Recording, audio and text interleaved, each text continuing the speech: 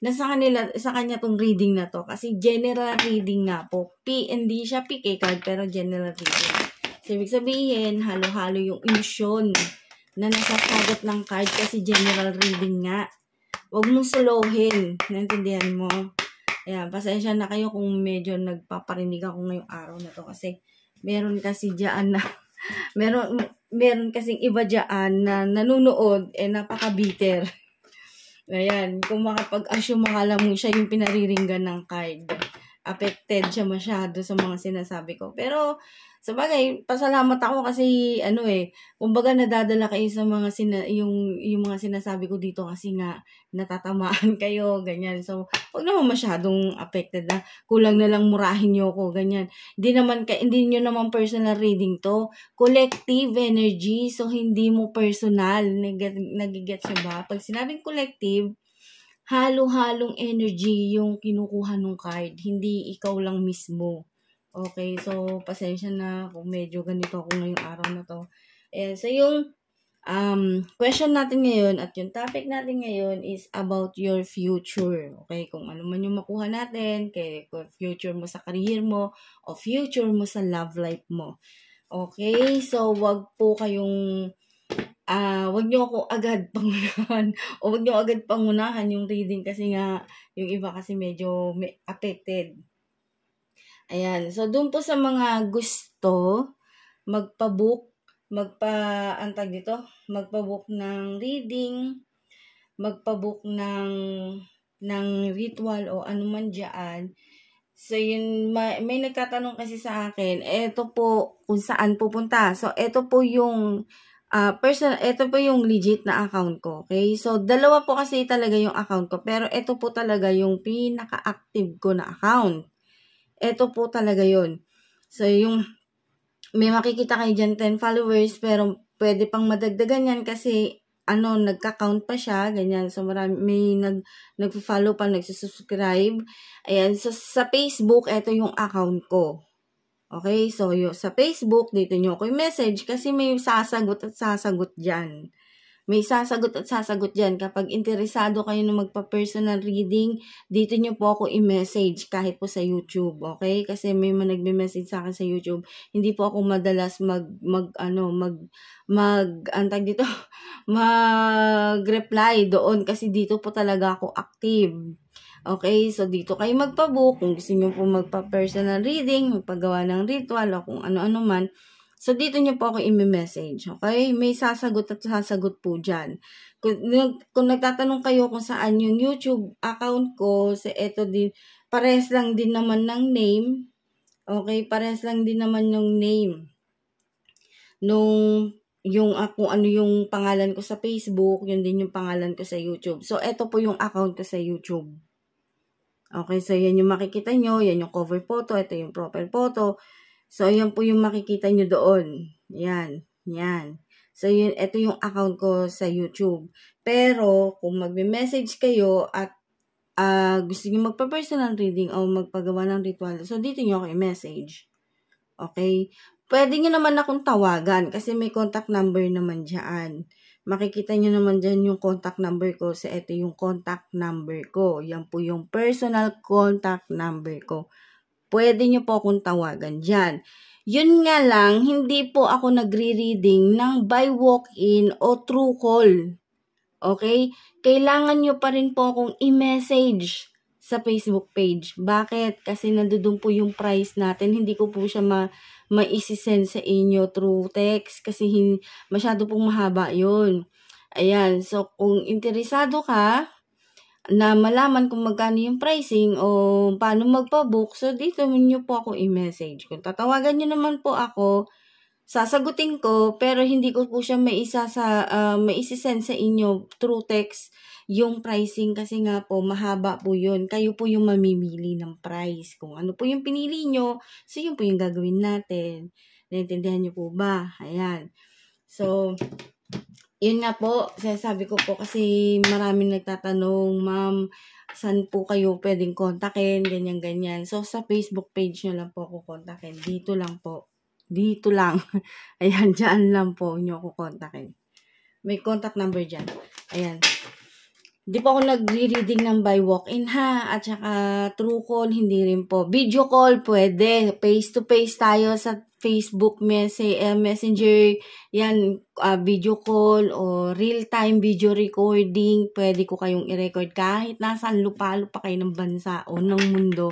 Pwede ko kayong i-message o pwede po kayong i-reading. Ayan, kung paano naman po yung payment. So, meron din po tayong option doon. Marami po kayong option na pwede nyong i-send yung bayad, ganyan. So, meron din pong option doon. Okay, so, start na tayo. Ayan, so start na. Regarding sa yung ano yung future mo ngayon? Ano yung mangyayari sa future mo? Love life mo, career mo, o anything, tingnan natin. Anong mangyayari sa situation mo ngayon o future mo ngayon?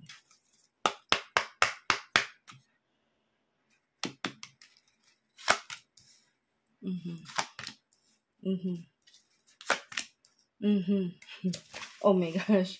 Nagkaano na. Mukhang maraming ano dito, napaka-nega. Maraming nega. Ayan, so nalaglag yung card. Ano yung situation mo ngayon at ano yung future mo ngayon?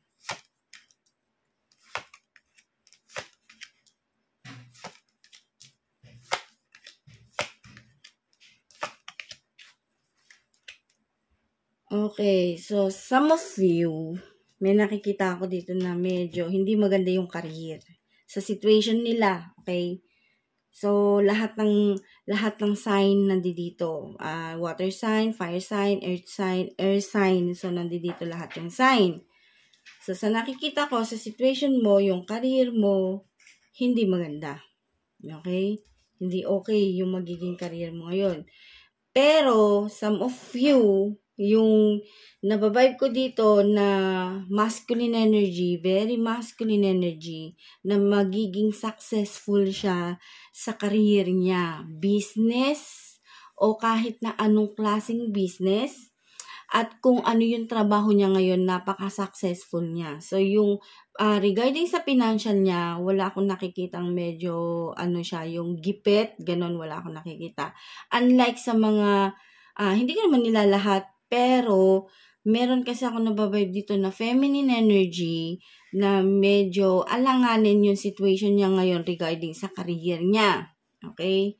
So, personally, may nababibe din ako dito sa feminine energy na problema niya yung parang may kinalaman sa yung ang tawag dun sa yung parang nag-gain siya ng weight na hindi niya masuportahan yung needs niya. Kaya dahil doon sa financial nga. Yun yung nakikita ko dito, yung nag-gain siya ng weight niya, tapos gusto niyang yung parang tawag doon, liposuction, ganon, o di kaya magpakukun, ganon. Yun yung nababibe ko dito parang ganon. So, need niya ng financial. Kaso, hindi maganda yung kalagayan niya ngayon regarding sa kaperahan niya. Yun yung nababibe ko. At some of you, meron naman ako nakikita dito na feminine energy ulit na marami siyang pangarap sa buhay. Kaso, hirap na hirap siyang kunin. Hirap na hirap siyang abutin. Ginawa niya na lahat, parang kulang pa rin yung effort niya na gawin niya yung lahat ng effort niya na nahihirapan siyang abutin yung pangarap niya. So, yung pangarap niya hanggang pangarap lang, hindi natutupad, ganun. So, yun yung nababibe ko dito. Sa challenges na nakikita ko naman dito, no? Some of you, may nababibe ako dito na hindi pinapansin gaano nung mga yung may karelasyon na nag-break up lang bago lang. So, may nababibe ako dito na yung taong dinidedma kayo, ayan, yung taong hindi kayo pinapansin. So, hindi ko nila lahat, yung yung pinaka-importante sa buhay ninyo na person ninyo na hindi kayo pinapansin, may chance na pansinin niya kayo. Kumbaga, kung dati dinededma-dedma niya kayo, parang wala siyang pakialam sa inyo, nung kayo pa, kasi merong ibang umaagaw ng attention niya, so may nababayba naman ako ngayon dito na babalik, hindi babalik na makikipagbalikan sa'yo, hindi ganun ha. Kumbaga, babalik yung attention niya na makipag-usap sa'yo. Ganon. So, yun yung nakikita ko. Hindi yung babalik, as in, babalik na makikipagbalikan siya sa'yo after the breakup. Ganon, hindi. Hindi ganon yung nakikita ko dito. Kumbaga, ano lang, may, kind lang ng konting slight na parang gusto niya makipag-reconcile, pero hindi yung totally na reconcile. Okay? Gets niyo ba ibig ko sabihin? Something ganon.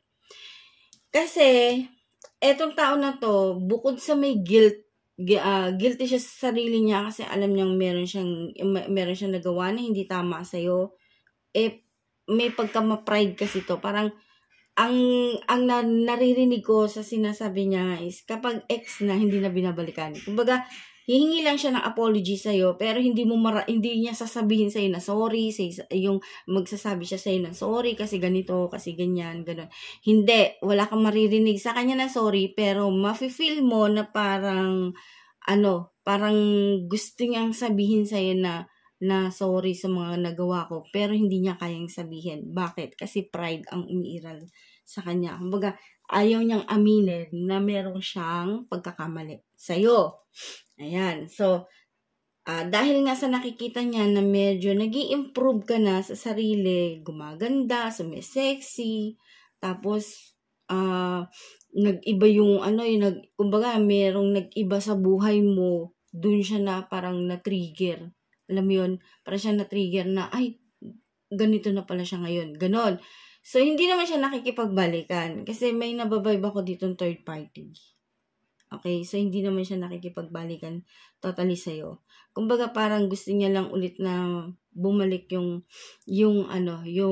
communication ninyo, pero hindi palagi, hindi araw-araw. Kumbaga, paputol-putol. Ganon.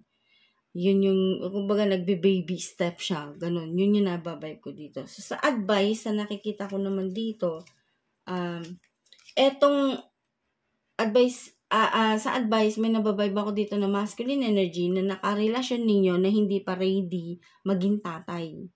Okay? So, hindi pa siya ready magpakaama sa inyo, sa'yo, o kung sino man. Yan. So, kung meron man lalaki na naanakan ka, hindi pa siya ready na kumbaga, hindi pa siya ready na maging tatay. Ganon. Pero, gusto niya makipag-ayos sa'yo. Yun yung nababibe ko. Pero, sa relationship ninyo, surrender na siya. Gets mo? May nababibe ako dito na kaya siya nag-walk out sa relationship ninyo is because dahil nga sa hindi siya ready magpakaama. Yun yung nakikita ko dito. Okay, kaya sumurrender. Wala, kumbaga yung tanging paraan niya lang para iwasan ka o layuan ka doon sa responsibilidad na nagawa niya is sumurrender na lang sa relationship. Ganon. Pero stuck siya. Kumbaga wala siyang ginagawa. Wala siyang magawa. Ganon. So, yun yung nababibe ko. So, sa outcome na nakikita ko dito, wala akong nakikita na offer, wala akong nakikitang offer na iba sa inyo. Mapa-relationship, mapa-career, trabaho, o ano man yan. Wala akong nakikita sa ngayon na offer na darating sa'yo. Yung pinag-uusapan natin dito is yung mangyayari pa lang ha. O although nangyari na yung iba kasi may past na nangyari dito, meron naman present na nangyayari. Ayan. So, sa nakikita ko kasi dito sa ngayon, siguro sa oras na to, wala akong nababibe dito na merong something offer na malaki sa'yo, ganito, ganyan, ganyan. So, hindi ko naman nilalahat, no? Kung sino lang yung nakuha nitong card natin, yung energy. Ayan. So, hindi ko nilalahat-lahat. Ayan. So, meron din, some of you, may nababibe din naman ako dito na merong financial support akong nakikita some of you na na sumusuport naman yung tatay o yung nanay kahit papaano dito sa mga anak niya na iniwan niya. Okay, so meron naman ako nababibe dito na naghiwalay na, pero yung pagbabalikan nila is friendship na lang. Kumbaga, friend zone. Ayan, nasa friend zone sila.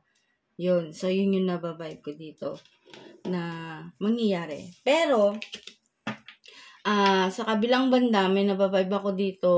Hindi ko nilalahat Okay, so, sa kabilang banda, may nababibe ako na kahit na magkakalayo na kayo, magkakaiba na kayo ng destination, magkakaiba na kayo ng perspective sa buhay. Ayan, so some of you, meron akong success na nakikita. Okay?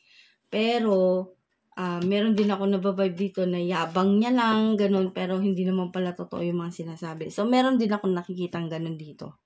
Ayan, so yun lang po. Maraming salamat. Thank you and God bless.